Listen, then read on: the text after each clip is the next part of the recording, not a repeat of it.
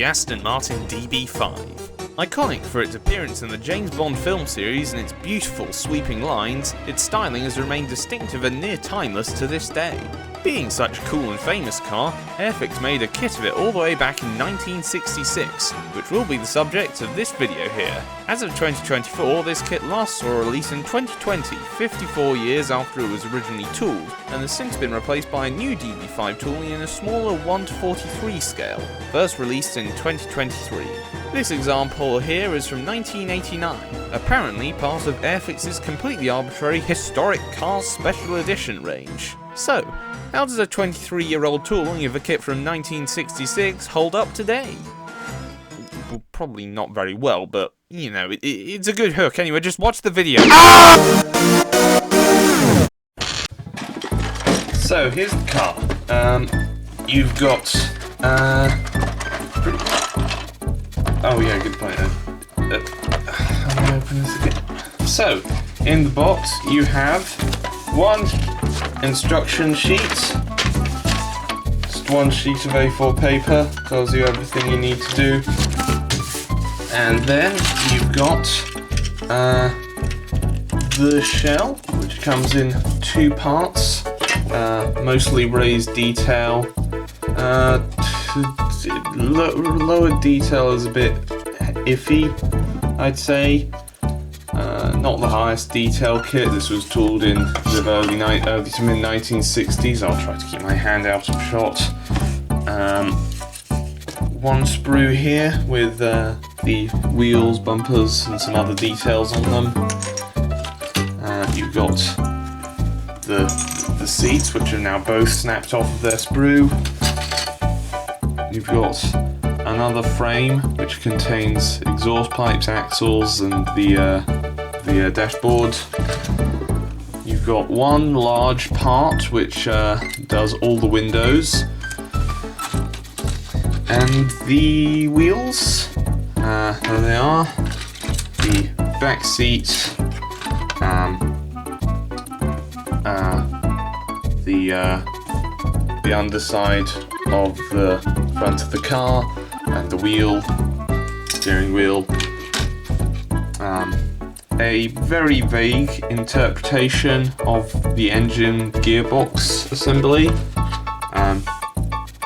The rest of the clear sprue, which contains just the front lights here, and one final sprue containing some small parts that make up the axles and that sort of assembly.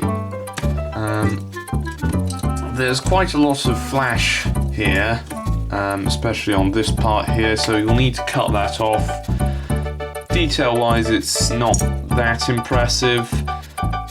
Bear in mind, this is a release from 1989, so the tool would have degraded quite a bit by this point, so you'll need to put some effort into cleaning the kit up. Also, if you look here, oh dear, the A-pillar is actually completely snapped off on this, so I'll have to fix that somehow. But yes, first impressions, it's alright. Anyway, on with the build.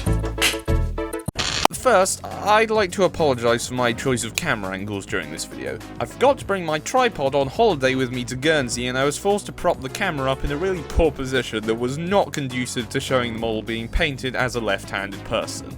Anyway, I began by working on the car's undercarriage. Including the gearbox and the rear suspension, before priming it in Humbrol No. 1 grey primer. I didn't have the number 48 Mediterranean blue listed in the instructions, so I instead used this number 14 French blue. I applied this over the car's whole underside before picking out the gearbox, engine, suspension and axles in Tamiya X18 semi-gloss black, followed by Humbrol No. 53 gunmetal. I also took the time to paint the bumpers, exhaust pipe, wheel hubs and various other fixtures in No. 11 silver over X18 black for installation later. Next, I installed the rear axle and drive shaft, which I'd painted in No. 53. I had to make sure the axle was aligned properly as the suspension springs weren't quite straight.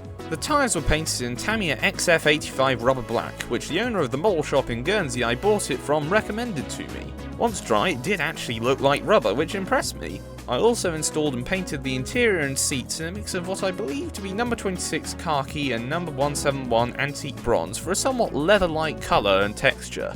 I also used a paint mix with more number 171 in it for the finish of the walnut gear knob, steering wheel and dashboard fascia, having previously painted the top of the dash in X18. The steering wheel also had number 11 silver painted in its centre. Having returned home from Guernsey, I primed the shell of the car in number 1 grey primer before coating the entire thing with number 14 French blue. Unfortunately, during this process, the brittle and already warped driver's side A and B pillars snapped off, either due to being stored in a tiny box for 35 years or being a decrepit tooling from 1966 meant that the entire roof of this car was warped out of shape. So, that is not good. Keep that in mind if you're looking to buy this kit. Hey, where the fuck is that coming from? Because my paint wasn't quite even and I wanted the finish to be pretty smooth, I did some sanding and repainting to even out the paintwork. I would do this a few more times throughout the painting and finishing process. I used 2500 grit wet and dry and water for this bit, and it worked surprisingly well. Any areas which I took back to bare plastic, I made sure to touch up with more French blue. Hey, seriously, where the fuck is that music coming from? Having dealt with most of the painting, I decided to move on to varnishing. I had bought a pot of Tamiya X22 Clear on Guernsey, but I remembered seeing some horror stories about using Tamiya acrylics with other brands of acrylics, so I decided to test it in my mixing tray, and lo and behold, it started melting all the fucking paint that was already in the pot. So, scratch that. Also, how the hell was I able to get this out of Guernsey? I put it in my case thinking it would get taken out at security because it's got all these warnings about being flammable and highly explosive and whatever, but no, they were absolutely fine with it. How does that work?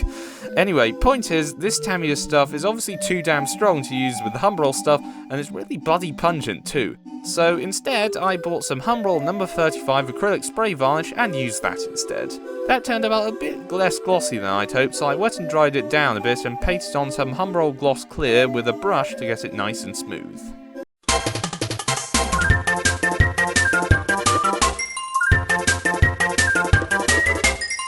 With the varnishing done, I moved on to final construction. I noticed there was an indent for a handbrake on the floor of the car, but no part for it, so I quickly fashioned one out of a bit of sprue, painted it up and stuck it in. Using some PVA glue, I pressed the window piece into place as best I could and stuck in the dashboard under it. With some difficulty in fettling, I got the shell over the chassis. It was reasonably fixed in place as it was, so I decided not to stick it in with glue, partially for fear that the fumes might fog up the windows. Finally, I glued in the lights, bumpers, grille and all the other fixtures and finished the model.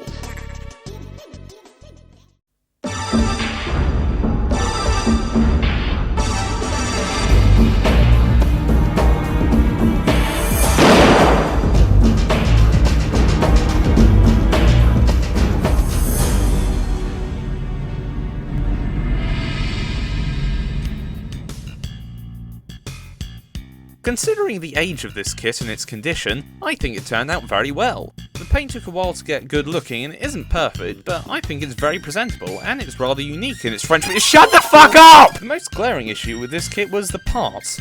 They're broken. The shell was already warped badly when I got it, and as I constructed the kit, both the driver's side A and B pillars snapped off. While I was able to work around it, the finished model is very obviously wonky still. Other parts were also slightly misaligned, and I found the detail overall was somewhat lacking, with detail in many areas being kind of warped and degraded due to age. There was also rather a lot of flash in some areas which I had to cut off. Considering this is only a 1989 boxing of the 1966 tooling, I dread to imagine how bad it would be by its last release in 2020. Tread with caution. Also, this kit doesn't actually come with decals for the number plate. Instead, it expects you to cut them out from the instruction sheet. I was not in the mood for doing this, so I didn't. I thought it would look kind of tacky anyway. You know, paper? Ugh. Needless to say, this model is a bit of a mixed bag. It's quite old and not very good. I personally was able to make it work, but if you don't want to deal with its issues and are willing to work on a slightly smaller scale, you're really better off buying the new 1:43 tooling from last year. I haven't built it, but I imagine it's much better overall. And with that, all I really have to say is thank you for watching and goodbye. Shut up! Shut up! It's a British tournament, but what is it with me saying the word French blues and making fucking music play?